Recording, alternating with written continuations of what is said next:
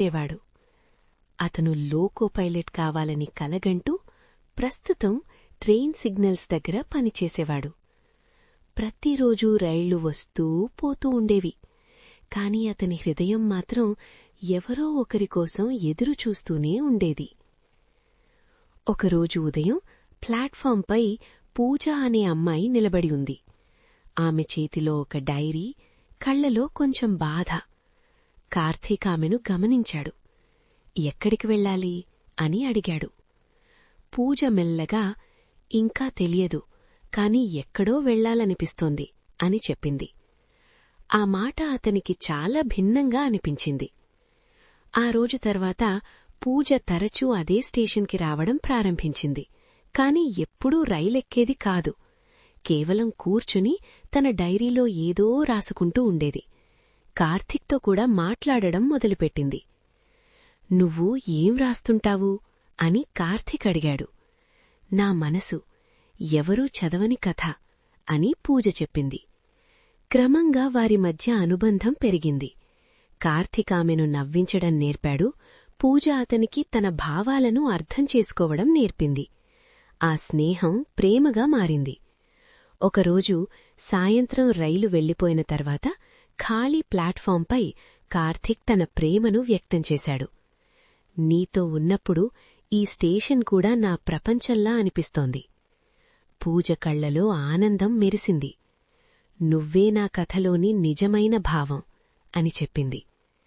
వారి ప్రేమ ఎంతో మధురంగా సాగింది. కాని ఒకరోజు పూజ ఒక నిజం చెప్పింది.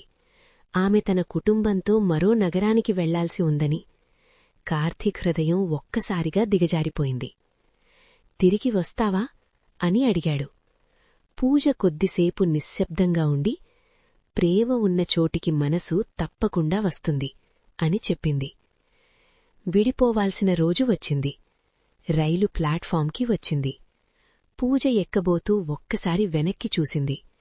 కార్తీక్ కళ్లలోని ప్రేమ ఆమెను కదిలించింది. ఆమె రైలెక్కింది. కాని కిటికీ దగ్గరినుంచే అతన్ని చూస్తూ కన్నీళ్లు పెట్టుకుంది. రైలు నెమ్మదిగా దూరమైంది. రోజులు గడిచాయి. కార్తీక్ ప్రతిరోజూ అదే ప్లాట్ఫాంపై ఆమె కోసం ఎదురుచూసేవాడు. ఒకరోజు అదే ప్లాట్ఫాంపై ఒక పరిచయమైన స్వరం వినిపించింది. ఇంకా నాకోసం ఎదురుచూస్తున్నావా? కార్తీక్ వెనక్కి తిరిగి చూశాడు. అది పూజ. ఆమె చిరునవ్వుతో నిలబడి ఉంది. నేను ఎక్కడికి వెళ్లినా నా కథ ఇక్కడే ముగిస్తుందని అర్థమైంది అని చెప్పింది. కార్తీక్ ఒక చిన్న పట్టణంలోని పార్కు దగ్గర విహాన్ అనే యువకుడు ప్రతిరోజూ సాయంత్రం కూర్చునేవాడు. అతనొక ఫ్రీలాన్స్ రైటర్. ప్రపంచానికి కథలు రాస్తూ ఉండేవాడు. కాని తన జీవితంలో మాత్రం ఇంకా ఒక కథ మొదలవ్వాల్సి ఉంది. ఒకరోజు అదే పార్క్లో నిషా అనే అమ్మాయి వచ్చి కూర్చుంది. ఆమె చేతిలో ఒక స్కెచ్ బుక్. చెట్లను, పక్షులను గీస్తూ నిశ్శబ్దంగా ఉండేది. విహాన్ ఆమెను గమనించాడు. నువ్వు చాలా బాగా గీయగలుగుతున్నావు అని అతనన్నాడు. నిష చిన్నగా నవ్వుతూ, నువ్వు కూడా రాస్తున్నావు కదా, ప్రతి ఒక్కరికీ వాళ్ల కథ ఉంటుంది అని చెప్పింది. ఆ మాటతో వారి పరిచయం మొదలైంది. ఆ రోజు నుండి ఇద్దరూ ప్రతిరోజూ అదే బెంచ్పై కలుసుకోవడం ప్రారంభించారు. విహాన్ తన కథలు చెప్పేవాడు. నిష తన చిత్రాలు చూపించేది. మాటల మధ్య నవ్వులు, నిశ్శబ్దాల మధ్య అర్థం. ఇలా వారి అనుబంధం పెరిగింది. కొద్దికాలానికే వారి స్నేహం ప్రేమగా మాలింది. ఒక సాయంత్రం సూర్యాస్తమయం కాంతుల్లో విహాన్ తన మనసులోని మాట చెప్పాడు. నా ప్రతీ కథలో ఇప్పుడు నువ్వే ఉంటావు అని నిష కళ్లలో ఆనందం మెరిసింది. నా ప్రతి చిత్రంలో కూడా నువ్వే రంగుల్లా ఉంటావు అని అంగీకరించింది. వారి ప్రేమ ఎంతో ప్రశాంతంగా సాగింది. కాని ఒకరోజు నిష చెప్పింది ఆమెకు మరో నగరంలో ఆర్ట్ స్కూల్లో అడ్మిషన్ వచ్చిందని. అదామె కల. విహాన్ కొద్దిసేపు నిశ్శబ్దంగా ఉండి, నీ కలలు నెరవేరాలి అని అన్నాడు. కాని అతని హృదయం మాత్రం భారంగా మారింది. నిష వెళ్ళిపోయింది. రోజులు గడిచాయి. విహాన్ మళ్లీ అదే పార్క్కే వచ్చేవాడు. కాని ఇప్పుడా బెంచ్ ఖాళీగా కనిపించేది. అయినప్పటికీ అతను తన కథలు రాస్తూనే ఉన్నాడు, ఆమె జ్ఞాపకాలతో.